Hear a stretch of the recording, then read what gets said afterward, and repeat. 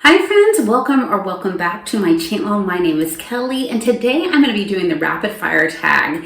I was tagged by Novel Insights. I will leave his video in my description. He did just a great job on this tag.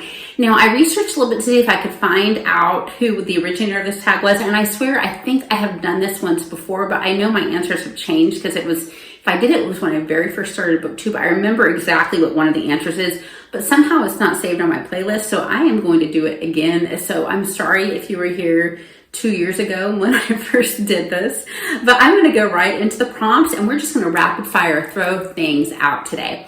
All right, number one, ebook or physical book. I would definitely always prefer a physical book, although I do a lot of ebooks just for convenience sake.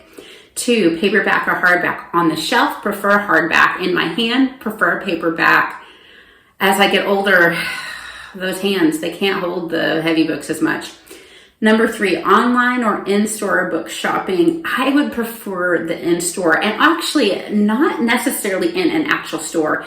Twice a month I go to a library sale. I like to go to like kids consignment sales, things like that, to buy books. So I'm spoilering a later question here, but most of what I buy is in fact used. But when I need to buy something new, the convenience of online is fantastic, but there's nothing that beats that in-person experience. 4, trilogies or series. I love series when they're good, but I feel like a lot of times trilogies are better because sometimes the series go on when they shouldn't have gone on. So I typically love trilogies. 5, heroes or villains. Heroes all the way. 6, a book you want everyone to read. Okay, this would be called Saving My Assassin by Virginia Brad. I'll put her, the picture of the book, and I will put her name and the title of the book just in case I got that last name wrong. Lady who was a lawyer in Romania during the worst part of the communist occupation there, and what she went through, and someone tried to literally murder her, and just like everything that she went through, she helped churches be able to stay open and like have Bibles and things like that. Fascinating, heart-wrenching, touching, wonderful book. All right. 7, recommend an underrated book.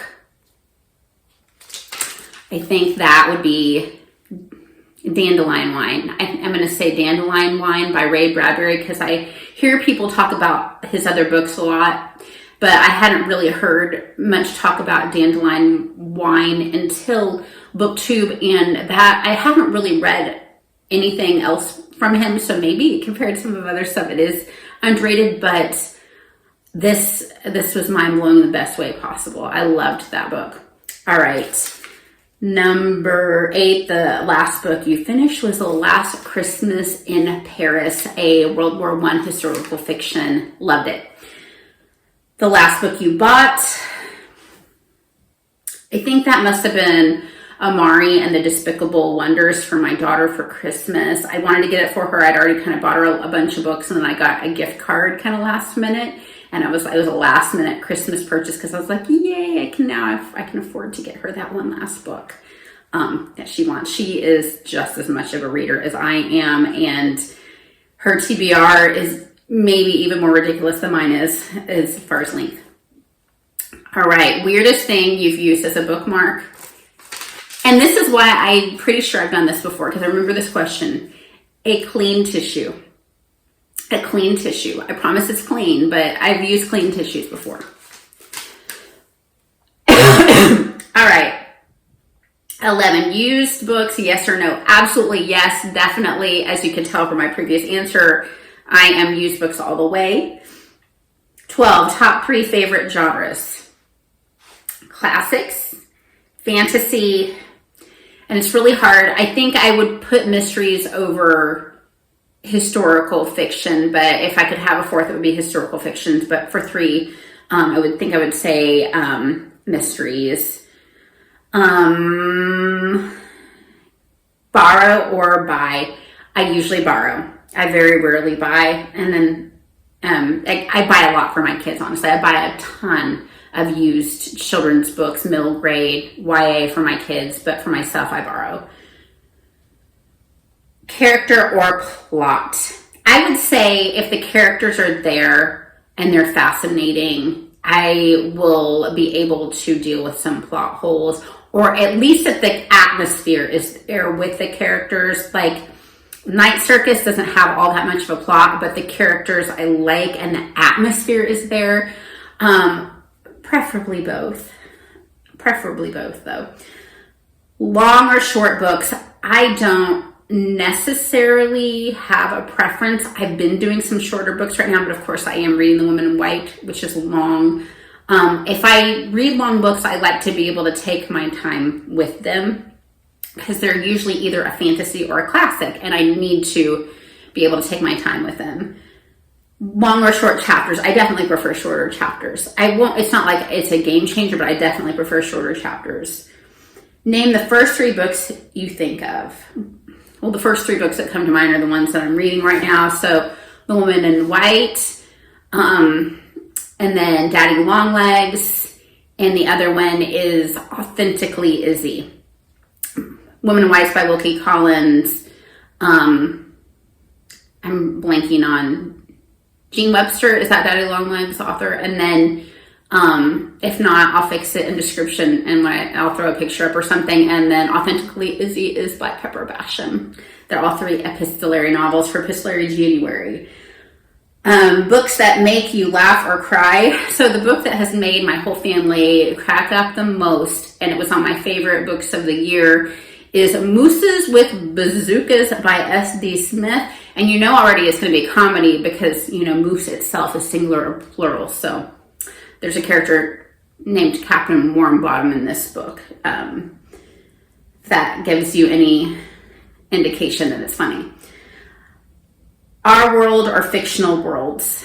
I mean, I love fiction more than nonfiction if we're talking about books, but of course our world, that's where my husband and my children are, and my friends and my family and my church and my people are. Our world every single time would win over the fantasy world. I would just like to take my family on vacation to Narnia without the White Witch, preferably when things were thawing out, not completely frozen.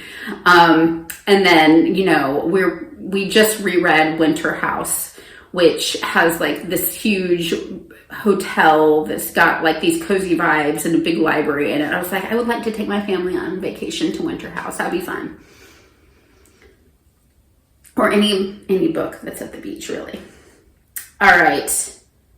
Audiobooks, yes or no? Yes, absolutely yes. I'm a busy mom. I do a lot of reading with my ears while I am cleaning and cooking and doing all those types of things. Do you ever judge a book by its cover? Yes, absolutely yes. And actually, I thought this cover was just so understated. There's a book called The Wednesday Wars, and it is such an amazing historical fiction, middle grade, about the Vietnam time period. And the cover is underwhelming. And I was like, oh, but it had come very highly recommended. So I read it, and it is amazing. Read Wednesday Wars. That's another book I could have added to one I want everyone to read. Book to movie or book to TV adaptations? I don't know. I think that some of the ones that have become went to TV as like miniseries have been better to me than ones that went to the movie theater. Like, for example, I would take BBC Pride and Prejudice over the movie theater one. Not that I didn't think that one was excellent too, but it just felt more Jane Austen-y to me, the BBC one. A movie or TV adaptation you preferred more than the book? And I have a very definitive answer for that.